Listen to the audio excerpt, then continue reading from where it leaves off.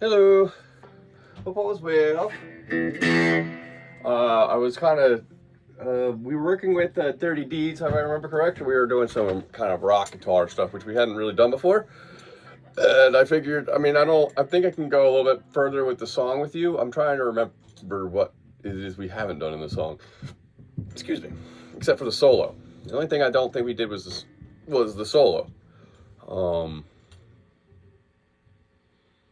Yep, pretty much.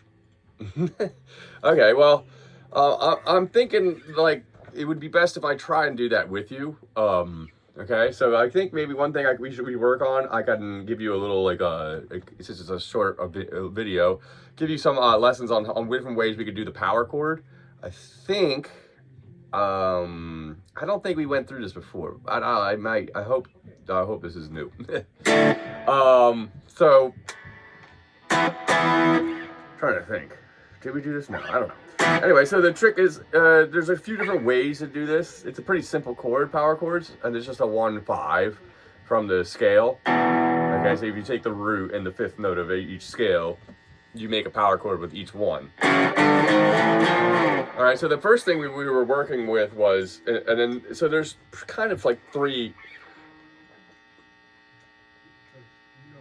we work with here, and I guess you can kind of make a little bit more than that depending on how you want to use it. Okay, so there's a normal 2-finger one we've been doing, right? Kind of works with the open A, open E. It's 2 notes, 1 finger in that, but as soon as you close it, it turns into a 2-note.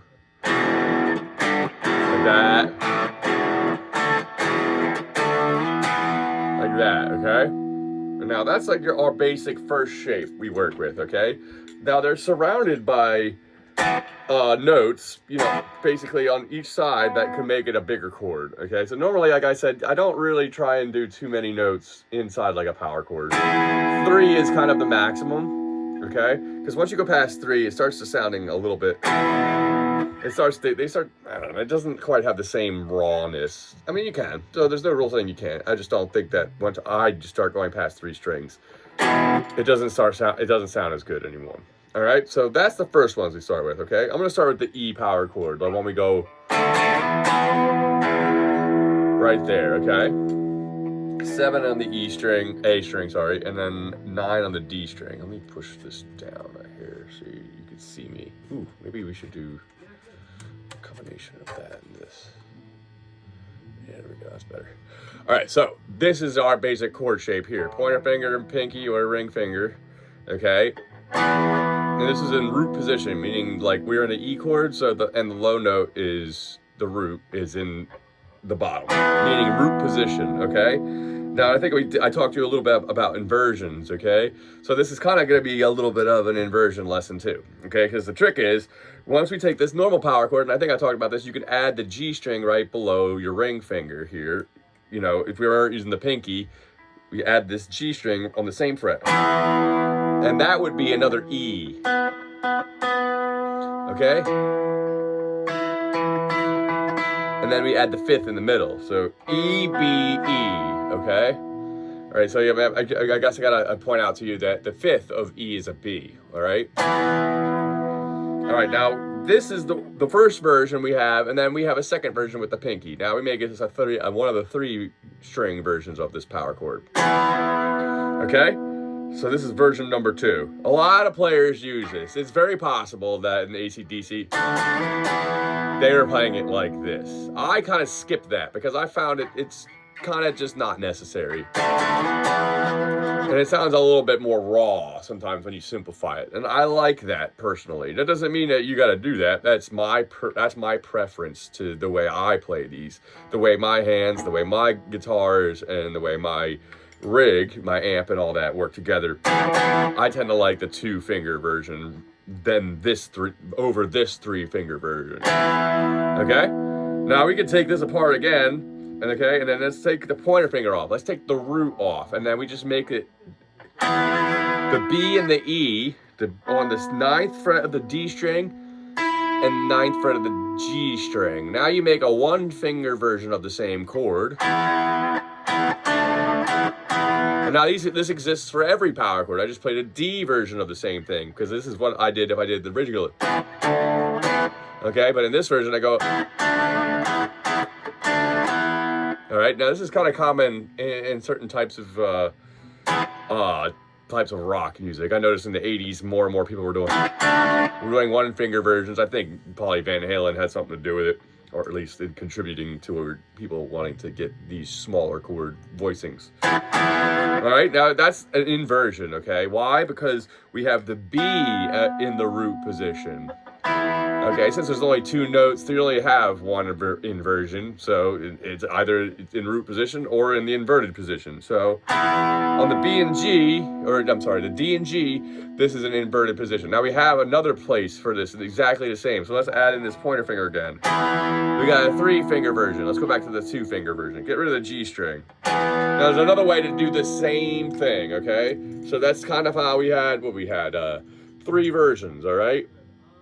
Now, another version of that would be a lower version. Okay, now I have an E on the low E, a B on the low E string, putting this as being the 5th, and then the E right here. Okay, a lot of times notes right on top of each other are 4ths. Okay, in 4ths, I mean it's pretty much an inverted 5th.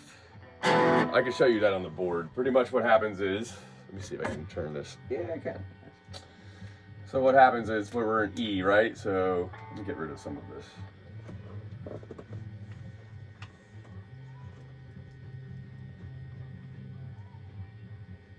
All right. So we have E, F sharp, G, A, B, C, D, E, right? That would be the E scale. We're going right to E to B. 1, 2, 3, 4, 5, right? But if we go, let's say this is 1, 1, 2, 3, 4, from B back to E, okay? Is that backwards? Why is it backwards on my screen? Weird. Hopefully not. I don't think so. So really, when we flip the inversion, it becomes a 4th. And that's actually how the guitar is tuned, is in 4ths, okay? So I don't have to worry about that at the moment. The idea is that we can have a power chord that's stacked with 1 finger in 2 different places, okay? Now, we can now, instead of adding the pinky to add the E, we can now take it and add the pointer finger to add the low B and add that into a 3-finger. Now, this is probably my favorite version of the 3-finger, is the inverted version of it, with B's surrounding the E. This little interval actually exists in the open E power chord, or on the open E chord, on the bottom of like the, okay? So one of the reasons why I like showing all these is it's a good way of expanding and making it sometimes a power chord phrase a little easier. You know, if you could play it with 1 finger, it makes it a heck of a lot easier to move it around.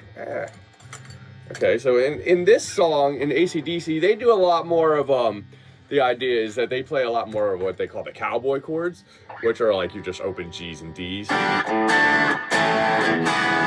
Okay, they play their rock chords with bigger chords, and that mainly has to do with the guitar player that plays rhythm in the band. He plays it like that, and that's why the AC/DC kind of has a sound all to themselves, because their rhythm guitar player is playing some big 6-string chords. Kind of like he's an acoustic guitar player, but he's playing it with a rock tone, so he gets that kind of a big sound. That's why AC/DC sounds so huge. Part of the reason. So yeah, so one of the reasons I like to do this is because it can simplify some of these songs. That once you have a good knowledge of your power chord shapes, it can give you some options. Now, AC/DC is not one of the ones that's going to give you a heck of a lot of options, but depending on the type of band and the song you choose, your power chord options can open up a bit, depending on what the sound is you're going for. So, but in AC/DC is another good example of a power chord band. You can kind of do it. I'm trying to think. So.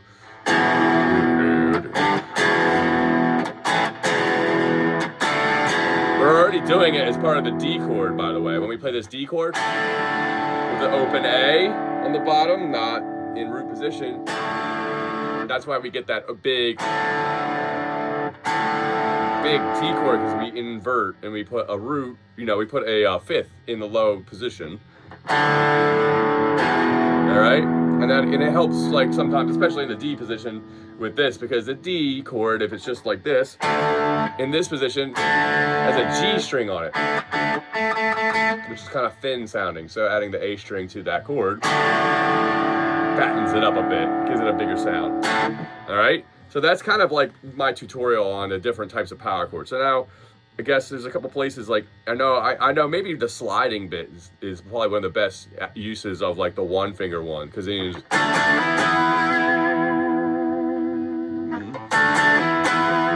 so during the verse you could do, instead of doing the 5 and 7, 5A, 7D, you could bar the 7 of the D and the 7 of the G and slide that up 2 frets like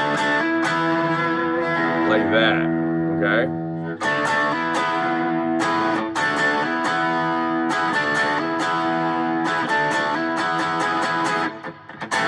Hey, you can play it like that, because we were doing, and then we go to this one.